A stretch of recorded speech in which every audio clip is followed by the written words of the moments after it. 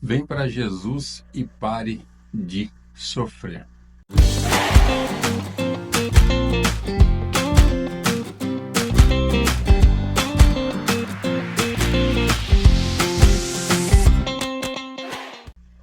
A grande maioria das pessoas ouvem isso, né? E dentro disso, muitas vão à igreja. Às vezes parentes chamam, às vezes amigos, né? E a proposta é essa. Sabemos que muitas vão por conta de, às vezes, enfermidades, às vezes falta de emprego, né? Situação difícil financeira, de repente pessoas com problema no casamento, aí vai, né? Tantas situações. E elas acabam chegando na igreja, porque infelizmente o que nós temos ouvido, né, no meio gospel hoje, vou nem falar evangélico, mas no meio gospel, e até às vezes em algumas praças, né, são pessoas gritando: vem para Jesus e pare de sofrer, como se isso fosse uma verdade, se nós sabemos que isso não existe, né? Jesus nunca nos prometeu alívio total da dor, não é mesmo? Até porque estamos inseridos em um contexto, uma sociedade, né, onde tem pessoas, muitas não são cristãs, muitas nem sequer querem obedecer o que a palavra de Deus diz. E aí como você vai ter menos sofrimento, né, com tantas pessoas que simplesmente rechaçam as escrituras, né, e não querem fazer aquilo que a Bíblia nos diz como sendo bom, não é mesmo? Mas dentro deste jargão, vem para Jesus e pare de sofrer, nós temos duas situações que nós temos que entender e separar, né? Então existem os sofrimentos que Deus permite em nossas vidas, né? Porque tem algum propósito a ser realizado, tanto em nós como aqueles que estão nos observando, parentes, amigos, etc. E os sofrimentos que nós trazemos para as nossas vidas com as nossas próprias mãos, não é mesmo? Por tomar decisões erradas. Então, nós temos que saber diferenciar isso, né? Dentro dos sofrimentos que Deus permite em nossas vidas, e permite por quê? Porque há um propósito. Eu quero chamar a sua atenção aqui, dentro disso, né? Mesmo Deus estando em nossas vidas, mesmo sendo cristãos, mesmo frequentando uma igreja, mesmo participando de um grupo de coral da igreja, ou sendo um pregador ou um missionário, o sofrimento virá. Como eu disse, estamos em um contexto de uma sociedade, um contexto universal, né, meu? Um contexto de mundo global, não é isso? E há muitas consequências que não chegam. Mas dentro do sofrimento, dos sofrimentos que Deus permite, eu quero chamar a sua atenção aqui para alguns casos que nós iremos entender, né? Entender como que é a forma de Deus agir. Então eu quero chamar a sua atenção aqui para a morte de Jesus na cruz do Calvário, né? Nós sabemos que houve um sofrimento extremo.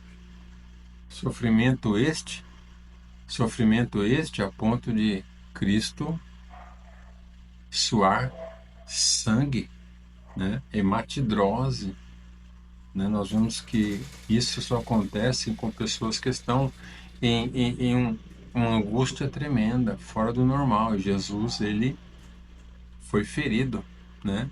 Ele sofreu, ele teve que ir na cruz do Calvário, ele foi chicoteado, espancado antes, e ele morreu asfixiado, pendurado em uma cruz. E qual que era o propósito desse sofrimento? Pagar o preço do nosso pecado, o preço do pecado da humanidade, para que nós pudéssemos ser religados com o Pai, para que os nossos pecados fossem perdoados por Deus. Então houve um preço, um sofrimento, porém um propósito para salvar a humanidade. Outro exemplo que quero dar aqui, o apóstolo Paulo, né? Um exemplo de fé, um homem que não voltou atrás, um homem que foi até o final, pregou em cadeias. Como que alguém estando em uma cela pode escrever uma carta para um grupo de irmãos de outro local dando alívio, incentivando a ter fé que tudo vai mudar. Como isso, né? Um exemplo a ser seguido. Paulo, um grande homem de Deus, né? Olha Jó, o livro de Jó. Olha o testemunho que chegou para nós, né? Qual é o testemunho do livro de Jó? Nós entendermos o homem de Deus, o homem que Deus quer que nós sejamos, né? Que nada nos abale.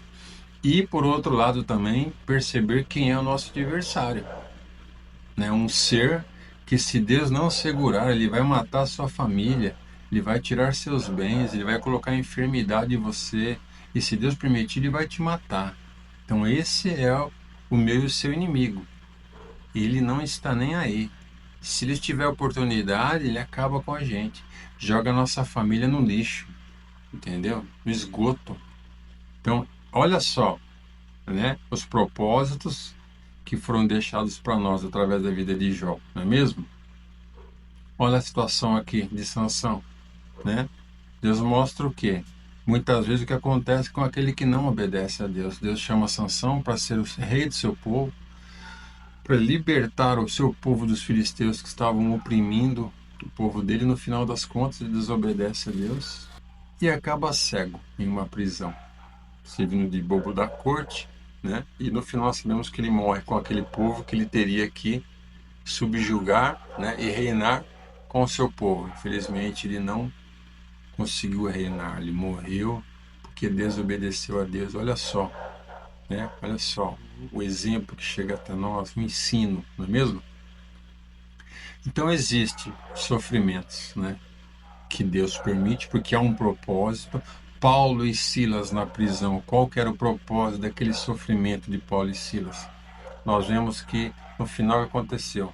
Eles pregaram para o centurião. E não só o centurião, mas toda a casa do centurião aceitou a Jesus Cristo como Salvador. Então houve um propósito no sofrimento deles. Eles foram levados àquela prisão porque Deus sabia que o centurião, ao ver o testemunho deles, louvando e agradecendo a Deus na dor, no sofrimento, ali terem sido chicoteados, espancados, isso abalou a mente do centurião. E o centurião quis esse Deus que, mesmo no tempo da angústia, mesmo diante das dificuldades, eles estavam em paz. E o centurião quis esta paz que o Senhor deu para eles. Então nós temos que diferenciar o sofrimento que Deus permite, porque existe uma obra a ser feita, e o sofrimento que nós mesmos trazemos para nós. O problema é que nós sempre jogamos no mesmo balaio, né? Tudo o culpado é Deus, o culpado é Deus, o culpado é Deus. O culpado é Deus. Mas destes sofrimentos, que muitas vezes vêm até nós e são erros nossos por decisões erradas, né? Nós não assumimos. Uns exemplos aqui: dívidas por má administração do nosso dinheiro, né? Gastos sem controle, negócios que fazemos errado, né? E tantas outras situações. Às vezes um casamento quase à beira da destruição, por quê? Porque um dos cônjuges não dá o braço a torcer, né? Não faz aquilo que tem que ser feito. E aí reclamamos o quê? De Deus. É mesmo?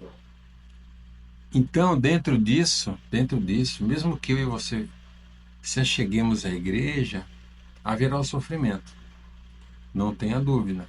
Porém, Jesus, quando ele fala sobre aquele que ouve a sua palavra, aquele que ouve e pratica é semelhante a um homem sábio que edificou a sua casa com profundas colunas, e quando vieram ventos e chuvas, etc., não caiu. Porém, aquele que ouve e não pratica, quando vieram as chuvas, ele caiu, porque a sua casa foi feita na areia, sem fundação. Ou seja, o que Jesus quis dizer? Que existe sim, virá sim situações sobre nossas vidas, tanto os cristãos como os não cristãos. Qual que é a diferença? O cristão está baseado na palavra de Deus. Então eu e você temos que ir sim à igreja, só que entender que sofrimentos virão, consequências de coisas erradas que nós fizemos, que a partir da igreja em diante não iremos mais fazer. Por quê?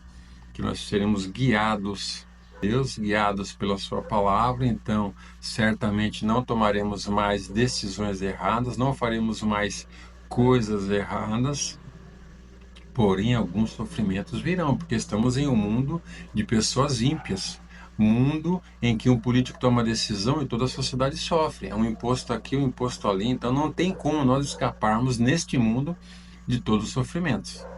Podemos escapar de um outro, de todos não tem chance. Não tem condição, não tem como escapar, né? Fora isso, existem os sofrimentos que o Senhor permitirá, né? Porque Ele tem uma obra nas nossas vidas, uma obra no nosso familiar, em um vizinho, alguém que você está pregando na igreja.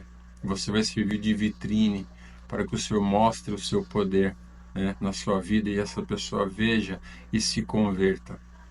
Então, vem para Jesus e pare de sofrer, não existe, tá bom? Não existe. O único local que nós não iremos mais sofrer será no céu. Apocalipse capítulo 21, de 1 em diante, ele diz isso.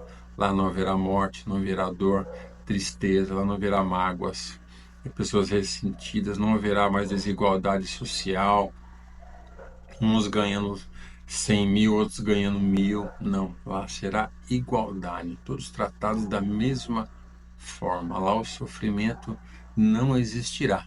Então, enquanto nesta terra temos duas opções: ir à igreja, ouvir a palavra, ser ministrado, aceitar a Jesus como nosso único, suficiente Salvador, e na hora da tristeza, da angústia, do sofrimento, termos a graça de Deus nas nossas vidas para resistir a essas lutas, e fora isso, a palavra de Deus que vai nos dar uma base de como agir diante das mais adversas situações, ou continuarmos sofrendo sem Deus.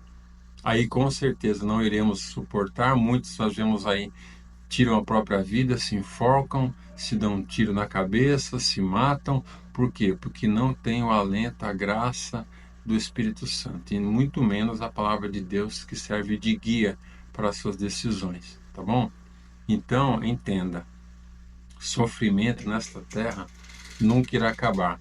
Porém, você tem uma ferramenta poderosa na sua mão, que será a palavra de Deus e o Espírito Santo de Deus na sua vida, te orientando e te ajudando. Tá bom? Medite sobre isso. Deus te abençoe.